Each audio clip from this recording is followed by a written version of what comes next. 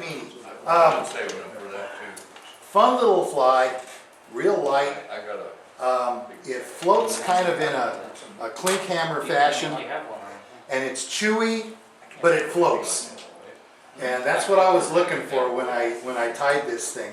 A lot of action in the water, enticing those little bluegill, and it's just a hoot on light tackle. You knock into those guys, and they turn their slab side to you, and it's game on. But anyway, okay, so let's see. Let's start here. Throw down a thread base. Did you? Fast, and it's a quickie. Okay. All right, I'm starting about mid shank here. I'm gonna throw down. If you want to tie it, we've got plenty of extra material so that we could do it again on a second attempt. All right.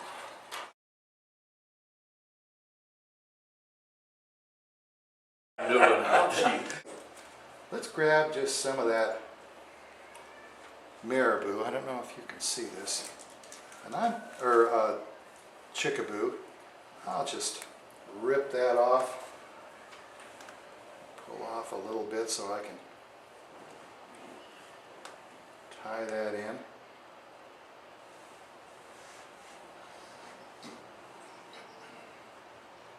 we'll just make this as our tail.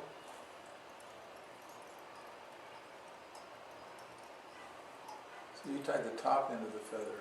Yeah. And just kind of bunch it together so it's going to do what it's going to do there. And then come back just a little bit. Now on these little flies, when you add materials, oh, there we go. I generally, like when I'm adding this bit of silly leg in here, I'll go to the top. And of course, you know, any of you who've like shot a shotgun with trap shooting or whatever, lead that target. I put it to my side so that it'll wrap and it'll come up on the top. Just a little old hint. So let's just put that on there. Come on.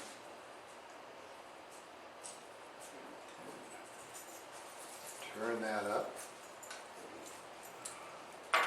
Get it down good, and then I just give it a nice little little pull as I bring that down.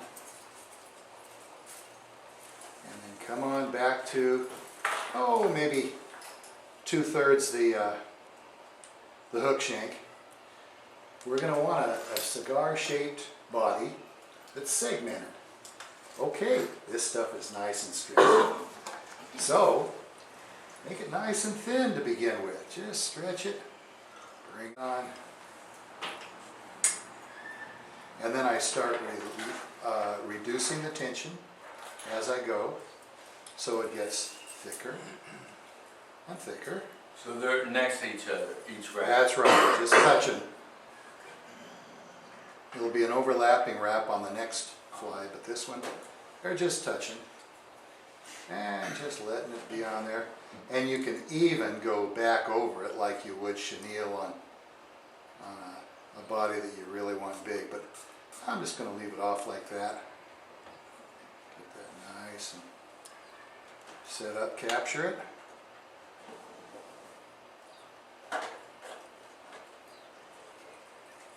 Are my big fingers in the way too much? No. Okay. Oh, nice thing.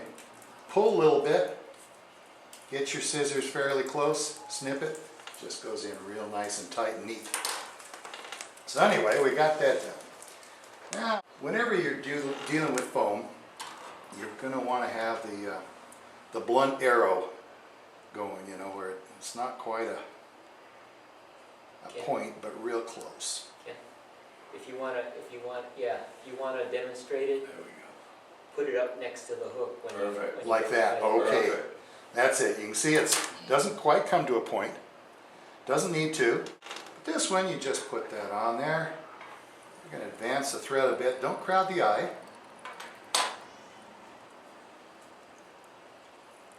And grab it on there. And what I like to do foam tends to squirm on you. So I have plenty of super glue here. I'm just gonna give it just a little bit on the hook shank. Choose one. That's okay, they were dollar store specials. And there were more than one in the Flea dollar market. store thing, yeah. And, okay, what I do is I use my fingers and I bend that foam down. I've captured it with the tip of the arrow, and now I'm just gonna bend that down. And we go over it with loose-ish wraps. You don't want it real loose. And bringing it back, seeing about where I am. Then I'm going to go over it a little tighter and just snug that down. Basically what we're doing is making a gurgler, but only on the front end. As far as bringing that thing down. Okay, now you're back maybe a hook eye back from the end of your tying, and we're going to just grab a little chickaboo. What I like to do on these is you're not going to need much at all. One, at the most, 2 wraps.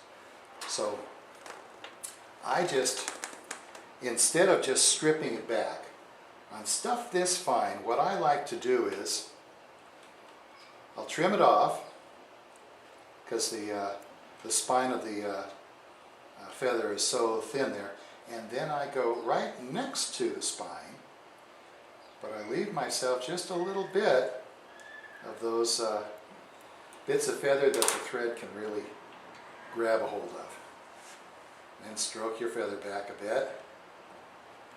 Always makes it easier. Slip it on there and capture it.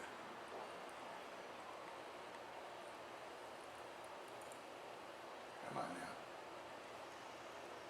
This worked real well this morning. That's about it. That's about it, Ken? No, the tip end. Oh, And oh yeah, nice. generally what I'm doing on stuff like this, when I'm dealing with a little, you know, what I think of as a kind of an easy fly, you know, not something where you're tying on an 18 hook or something like that. This is a bluegill fly. I do a lot of overhands just to save my place, because if I get messed up somewhere down there, it's no big deal to start over again where you left off. I'm going to use a little, you can do it by hand certainly, but I'm going to use Hackle plier. a little hackle plier, thank you. And I'm going to go 1, stroke it back, bring it around again, on up, and that should do it. And just wind up this bobbin and capture this, and life will be good. I'm trying to keep this hand out of the way. Usually 4 wraps is a real nice safe amount. And just trim that off. If you haven't crowded the eye, then you're in good shape. I'm not always real. There we go. Now, we just bend over this piece of foam. Don't have it too awfully tight. Give it a little. I'm thinking at this point you want flotation. So the more foam you get, the better. So it's kind of a humpy back there. And again, if you just squeeze on that so that you're forcing the foam around the shank of the hook, or in this case the eye, you can just tie it on so much easier. And that makes it so I can use my fingers as a guide. First loop is fairly loose, and it gets tighter and tighter. Now you have to kind of hit a happy medium between I thought it was a felony. between making it tight and not spreading the loops too far. But at the same time, if you're always just in one place, you're liable to cut this thread. So you just have to kind of play with that.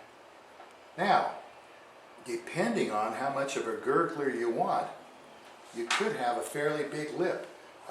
When I was using that at white pine, I had very little head. So it wasn't making a big splash because this thing's sitting mostly like a clean camera anyway, so it's going to get a certain amount of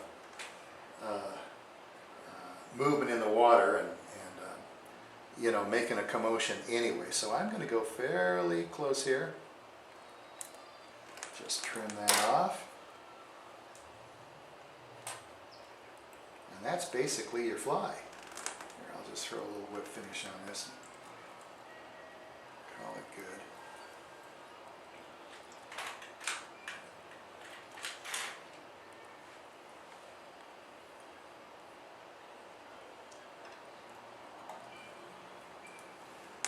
Now, on this baby,